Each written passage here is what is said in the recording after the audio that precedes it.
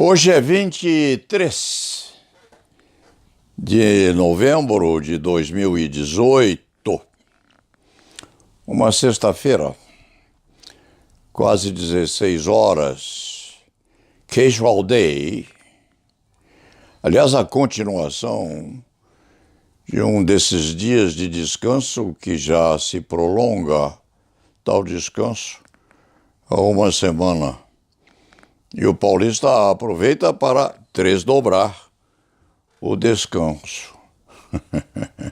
Hoje é um casual day, sexta-feira, véspera de sábado e domingo. E o escriba para de trabalhar, forçadamente, ou forçosamente, é evidente, porque se o país para, o escriba não pode continuar. Bom seria que esses feriados fossem reduzidos, fossem recortados de forma a que se pudesse prosseguir no labor.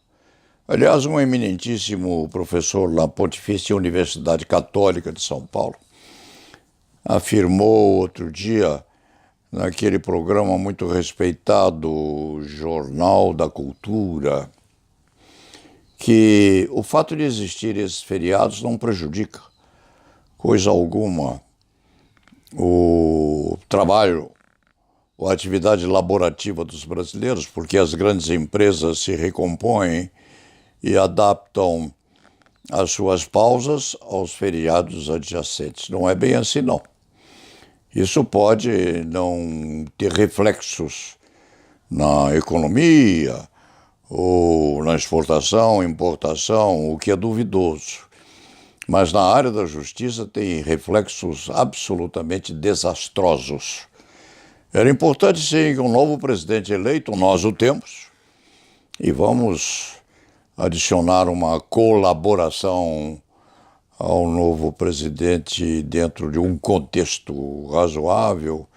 É preciso que o presidente da República comece a pensar nisso. Porque no tempo dos quartéis, quando nós éramos soldados rasos, inclusive, não havia essa de feriado. O soldado estava de guarda e de guarda teria que ficar, sob pena de subversão, sublevação, de detenção, de conservação dentro do alojamento, etc, etc, etc. Quem já foi soldado sabe muito bem disso. Soldado trabalha quando o país para, e é trabalhando que ele mantém o país em ordem. Prossiga-se numa pequena, brevíssima síntese de uma notícia muito importante que saiu nos jornais de hoje, principalmente no Estadão, que o escriba não tem à frente agora, mas o presidente da República, ou o presidente virtual da República, já escolheu o seu ministro da Educação, que é um militar, sim, eminentíssimo, um militar filósofo, muito competente, professor na Academia, talvez, de Agulhas Negras, ou posto assemelhado e respeitado pela sua cultura, pela sua competência.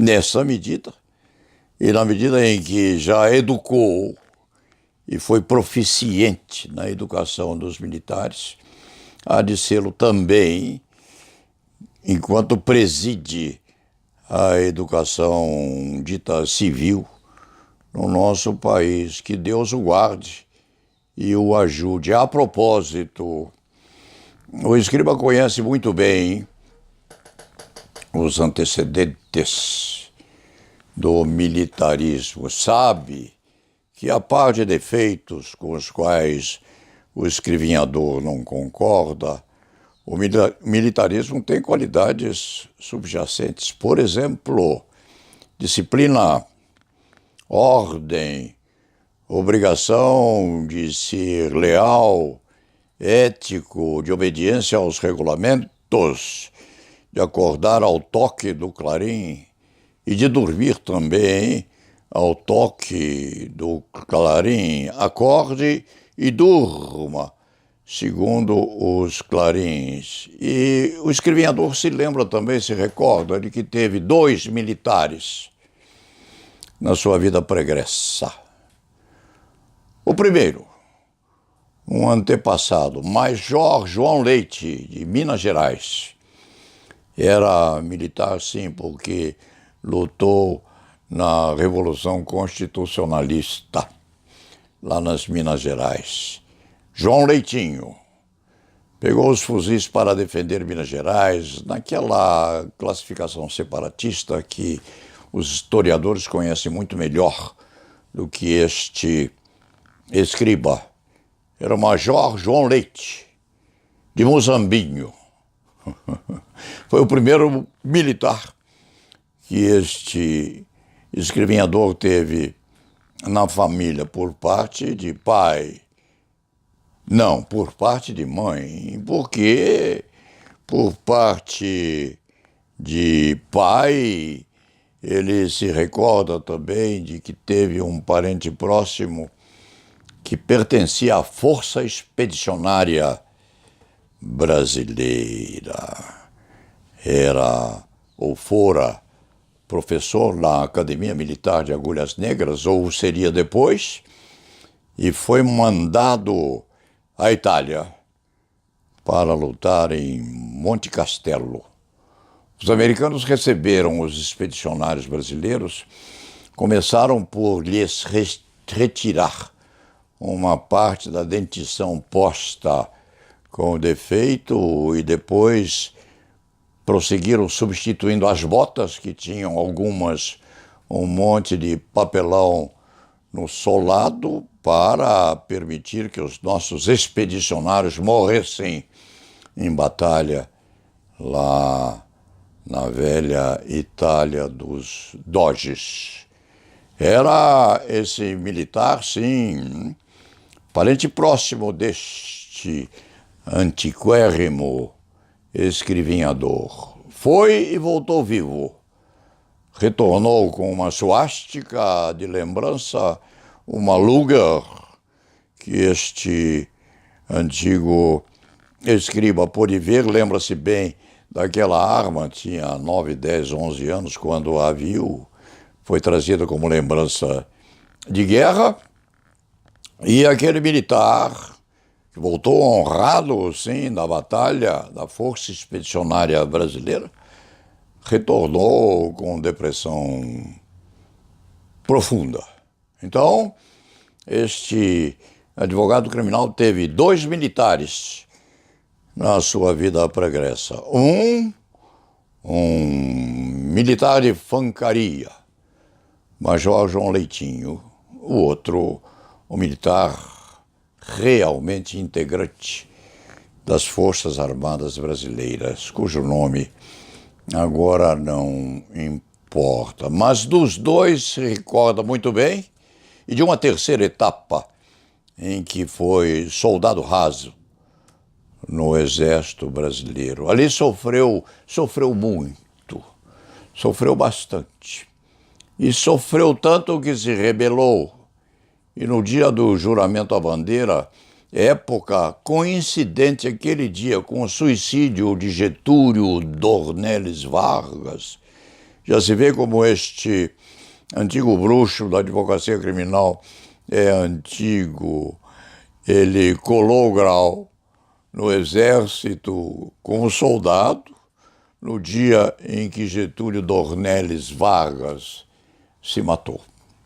E, em se tratando de um recruta em cuja regularidade comportamental não se acreditava muito, os superiores ficaram em dúvida se davam ao soldado o fuzil ou coisa outra, e que coisa outra lhe poderiam dar no meio da solenidade, a não ser o fuzil, que é a caneta com a qual o soldado escreve na inadequabilidade de nova alternativa, deram ao soldado Leite 45 a bandeira brasileira.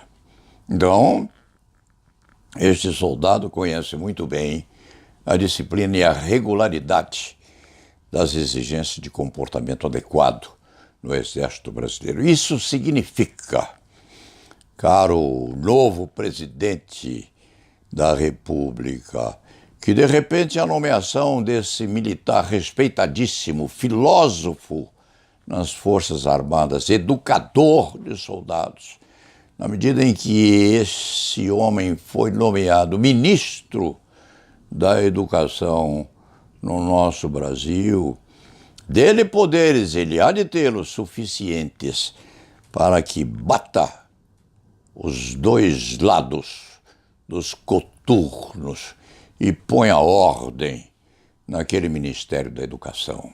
Porque se outro não a pôs, um militar do Exército Brasileiro pode, com certeza, colocar a casa dentro de um comportamento regular. Isto é dito ao novo ministro da Educação, que o será com certeza, a não ser que os fados digam o contrário na posteridade rápida que vem por aí, na medida em que é um militar a assumir o Ministério da Educação, que o assuma com muita vontade, porque não há antagonismo, eminentíssimo presidente da República, entre a farda e a toga, ou entre os coturnos e o sapato de verniz que os juristas costumam usar. Um pedaço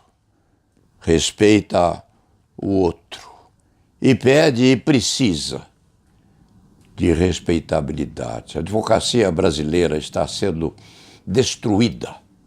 Eminentíssimo novo ministro da Educação está sendo conturbada, está sendo mordiscada, está sendo machucada, está sendo deteriorada, ministro por ministro, sem que a própria ordem tenha condição de reclamar suficientemente, ou até nem tenha determinação suficiente à obtenção de tal resultado. Então, Vossa Excelência é assim que este criminalista há de chamá-lo. Vossa Excelência há de pôr os pés dentro do Ministério da Educação. E há de ver aquilo que aconteceu lá. Como nós temos nessa nação 1000 e poucas faculdades de direito postas, encostadas nos cantos de garagem, nas esquinas de municípios mínimos, 5, 6, 7, 8 cursos de direito por costado, sem que nós tenhamos sequer condição de equilibrar esse veneno que está a destruir a credibilidade da advocacia brasileira. É o que este advogado pede a Vossa Excelência, novo ministro da Educação, que é um militar, que deve ser acreditado, sim. Houve tempo em que se sabia que na academia militar, quando um soldado colava do outro no exame, ele próprio se acusava depois. Não se quer chegar a esse ponto de imaculabilidade, eminente ministro da Educação, mas é preciso que Vossa Excelência sente no posto, tome assento no cargo e pergunte uma das primeiras indagações que há de fazer nesse ministério tão sofrido. O que vocês fizeram com a advocacia brasileira? O que vocês fizeram com a toga e com a beca? Porque tentam, há anos e anos, destruir a credibilidade daqueles que se dedicam ao estudo e ao ensino do direito, sem que haja um mínimo de resistência ou de vontade de estabilização daquela podridão que há por lá. Esta ministro novo, eminentíssimo militar posto no Ministério da Educação, esta é a reivindicação que este antigo escriba da advocacia criminal faz.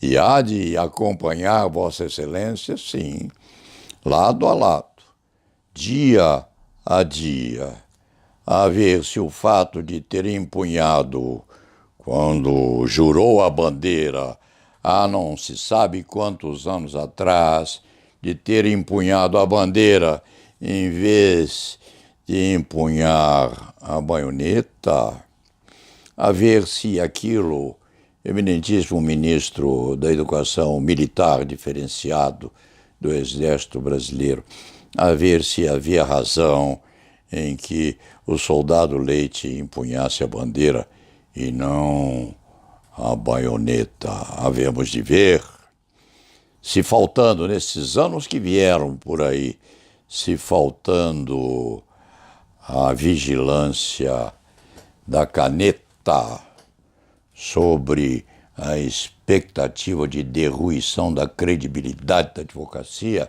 a ver se faltando isto, sobra a Vossa Excelência, não a empunhadura da baioneta, mas um traço firme no papel a rasgar o envelope da corrupção que, segundo dizem, assolou o Ministério da Educação neste nosso Brasil tão sofrido. E lá nave vá!